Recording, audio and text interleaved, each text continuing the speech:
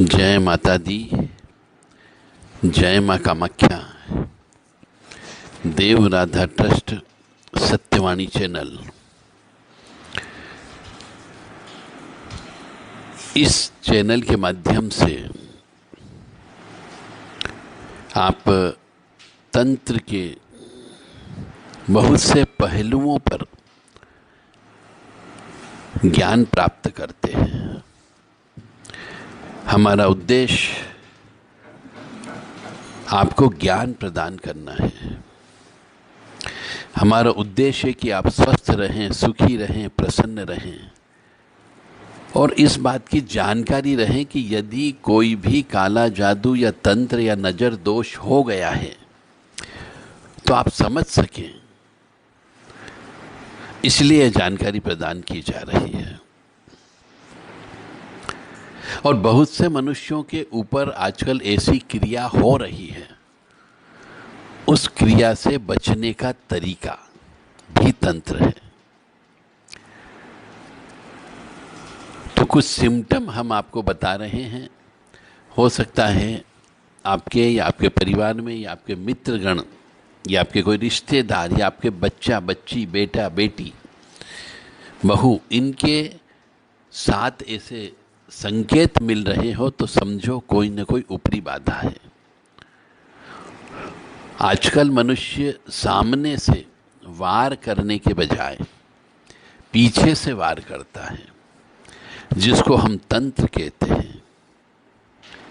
और आजकल जगह जगह तांत्रिक ओघड़ अघोरी काले कपड़े वाले मिल जाते हैं,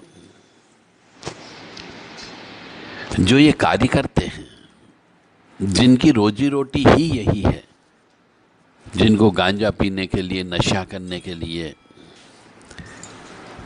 वो पैसे लेकर के गलत कार्य करते हैं। अब इसको गलत कार्य भी कैसे कहा जाए? उनने जब इसी की शिक्षा और दीक्षा ली है, इसी का ज्ञान है उन्हें, तो इसी से वो रोजी रोटी कमाते हैं। तो मेरा उद्देश्य केवल आपको ज्ञान देना। अब आपकी इच्छा है कि ये ज्ञान आप ले पाते हो या नहीं लेते हो, और जीवन में इसका प्रयोग करते हो या नहीं करते हो। तो अपने पुराने कपड़ों का हमेशा ध्यान रखें। बहुत सी जगह हम देखते हैं पुराने कपड़े गायब हो जाते हैं। जो कपड़े आप पहनना छोड़ देते हैं, नए कपड़े खरीद लेते हैं, तो पुराने कपड़ों की पुतली बना दी जाती है। और चाहे वो स्त्री या पुरुष दोनों की हो सकती है। अब पुराने कपड़े गायब कैसे होते हैं?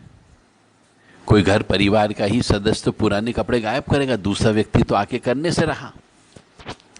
तो अधिकांशतः जो तंत्र होता है वह तंत्र व्यक्ति के परिवार के सदस्य ही करते हैं। बाहरी व्यक्ति से आपका कोई लेन देन नहीं होता है, तो वह क्यों तंत्र करेगा? तो एक तंत्र होता है, ये पुराने कपड़े से पुतली बना करके, चाहे वो स्त्री हो या पुरुष, उसकी पुतली बना करके शमशान में गाड़ दी जाती है,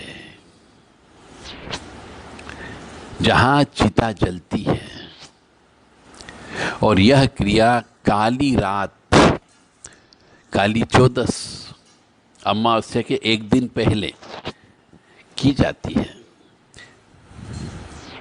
और जब अमावस्या के दिन कोई चिता जलती है तो उसको उसी शमशान में, उस रात्रि में, उस पुतली को निकालकर उसके ऊपर तांत्रिक क्रिया करके उसी शमशान में किसी भाग में बहुत गहराई में दबा दिया जाता है।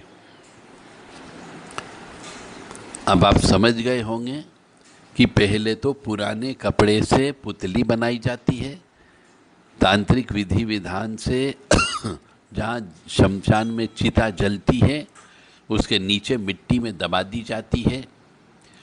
अमावस्या की रात को अमावस्या के एक दिन पहले गाड़ दी जाती है, अमावस्या को चिता जल जाती है और फिर उस पुतली को अमावस्या की रात में निकाली जाती है और उस पर कुछ तंत्रात्मक मंत्र जिससे बर्बादी का कारण बनता है,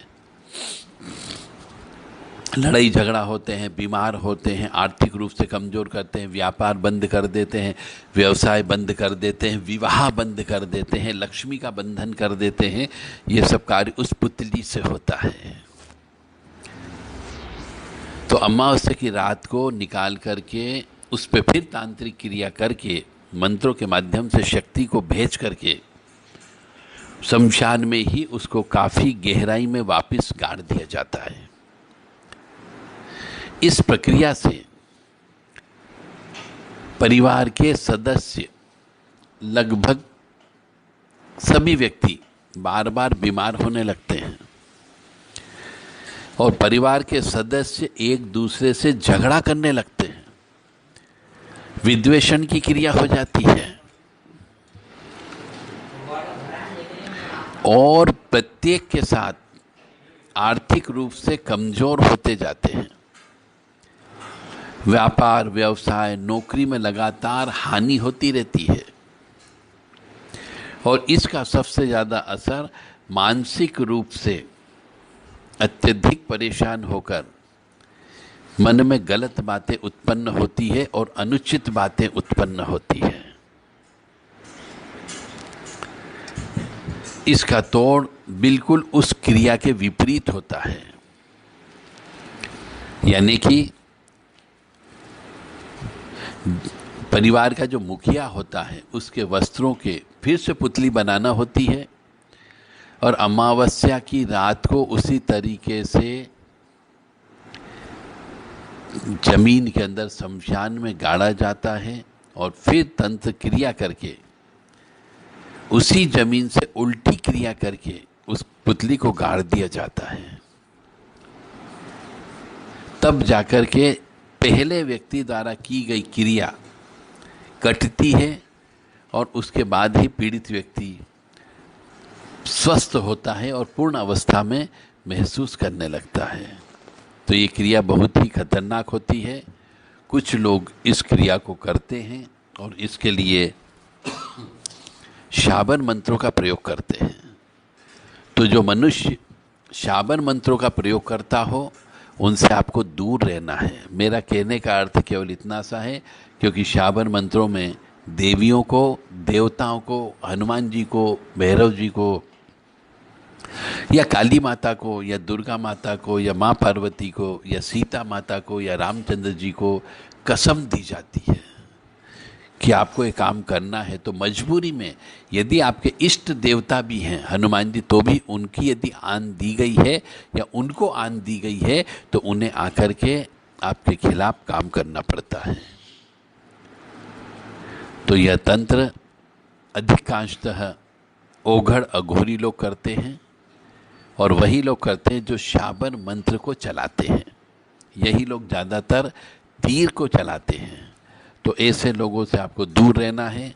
और जो विशेष तौर से काले कपड़े पहनने वाले होते हैं, जो अपने आगे नाथ लगाते हैं, उनसे तो विशेष तौर से आपको दूर रहना ही रहना है ताकि आपके जीवन में सुखी समृद्ध जीवन आप व्यतीत कर सके। परंतु आप तो दूर रह लोगे, परंतु आपके अन्य व्यक्ति जो आपके परिवार के हैं या परिवार के पास के हैं या जो आपसे जलते हैं, जो आपसे शत्रुता रखते हैं, वह उन्हीं से ही यह कार्य करवाएंगे। तो जैसे ही आपको महसूस होने लगे कि आप अचानक बीमार होने लगे हो, अचानक हॉस्पिटल में पैसा खर्च होने लगा है, अचानक मानसिक स्थिति खराब हो रही हो, जो व्यक्ति आपसे पहले अच्छे से व्यवहार करता था व्यवहार अच्छा नहीं करने लग जाए, हाथ पैर टूटने लग जाए, शरीर अस्वस्थ रहने लग जाए, तो आप मान करके चले कोई न कोई आपका पुराना कपड़ा गायब हो चुका है और उसके माध्यम से आपकी प्रतिकृति यानी आपकी प्रारूप यानी कि पुतली बना करके कोई न कोई तंत्र विद्या हो गई है। तो अपने पुराने कपड़े को संभाल करके रखें, सुरक्षित रखें, या फिर उनको जला देना चाहिए। जय माता दी, जय मां कामाख्या। मनुष्य को इन तंत्रों से बचने के लिए रोजाना हनुमान जी के दर्शन करना चाहिए। महीने में एक बार हनुमान जी को चोला चढ़ाना चाहिए। भैरव जी के वहाँ जाकर के भी प्रणाम करना चाहिए। किसी न किसी मंदिर में जाकर के मंदिर में सेवा करना चाहिए। मंदिर में बैठ कर के उनकी स्तुतियाँ अवश्य बोलना चाहिए और अपनी सामर्थ्य के अनुसार यथाशक्ति यथा योग्य दान देते रहना चाहिए। अखंड दीपक जलवाना चाहिए। आरती के लिए कपूर, अगरबत्ती, धूप बत्ती, इत्र, ये सब चीज मंदिर में देते रहना चाहिए। कभी कभी मंदिर में मिठाई का वितरण कर देना चाहिए और जो शक्ति जिसकी आप पूजा करते हो उनका संपूर्ण वस्त्र, श्रृंगार, ये अवश्य किसी मंदिर में दान अवश्य देना चाहिए। यही आपके जीवन में इस तंत्र को काटने में काम आएगा। जय माता दी, जय मां कामाख्या।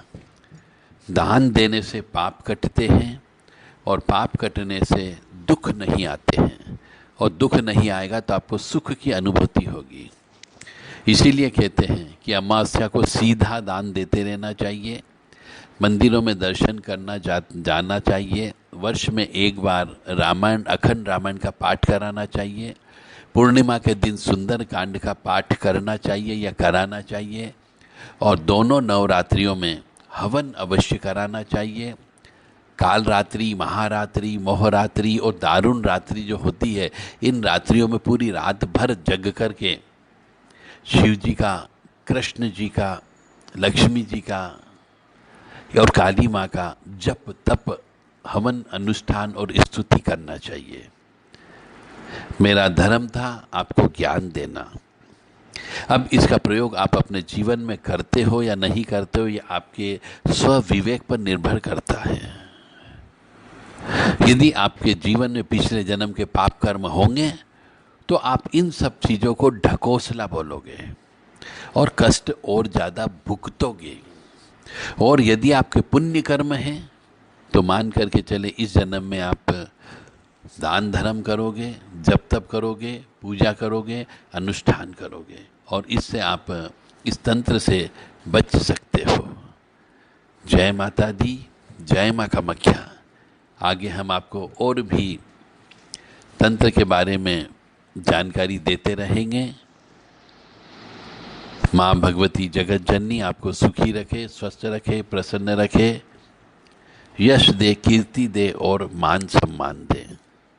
और सबसे बड़ी बात है, आप के मन में हिंदू सनातन धर्म के प्रति आसक्ति बना के रखे। आस्तिक बने रहो, नास्तिक मत बनो। दान करना है, चाहे अन्न का दान करें, चाहे मंदिरों में कलर करवा दें, चाहे मंदिरों की टूट फूट को रिपेयर करवा दें, चाहे मंदिरों में लाइट लगवा दें, या मंदिरों में जो सेवक होता है उस सेवक को अपनी तरफ से आर्थिक मदद कर दें, अन्न की मदद कर दें, वस्त्र की मदद कर दें। यह भी एक तरीके का दान है। जय माँ भगवती।